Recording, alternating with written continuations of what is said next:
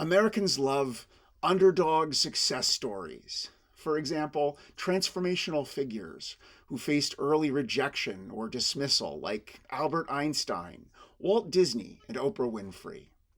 The lives of the saints include many such underdog stories, like Saint Joseph of Cupertino, who was reportedly widely scorned as a feckless good for nothing before becoming known for his great holiness and miraculous gifts. Similar stories fill the Old Testament: a childless patriarch, a stammering prophet, a heroic prostitute, younger sons chosen by God above their older brothers, long suffering childless wives blessed with children of promise.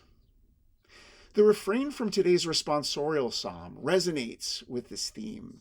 The stone rejected by the builders has become the cornerstone.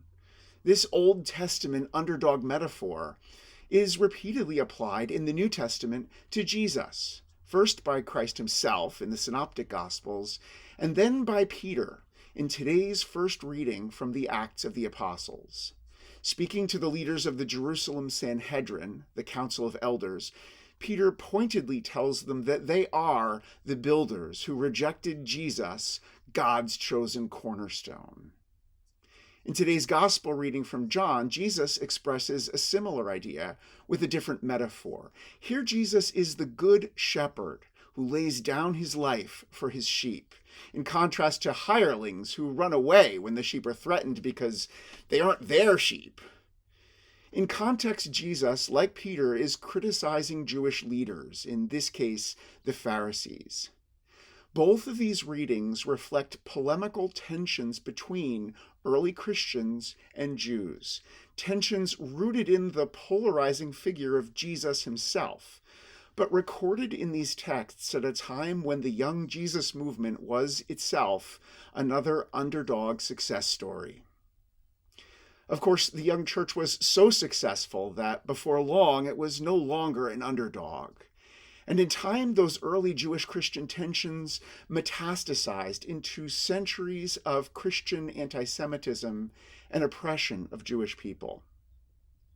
In the wake of the Holocaust, Catholic leaders have made concerted efforts to confront this terrible history and to work to improve Catholic-Jewish relations. These efforts call us to be aware, when we hear readings like these, of the enormous historical and contextual differences between then and now.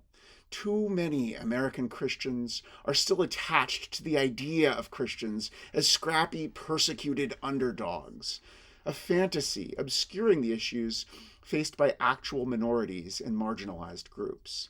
These issues have deepened in recent years with increasingly blatant expressions of anti-Semitism, both inside and outside the church, particularly in the wake of the Hamas terror attack against Israeli Jews and Israel's crushing military action in Gaza. Of course, we're all prone to identifying with the right characters in every story. We're the sheep who hear the voice of the good shepherd. Other people are straying sheep, hirelings, the builders who rejected the cornerstone. What other voices might we be prone to listening to? Is Jesus truly the cornerstone in every area of our lives?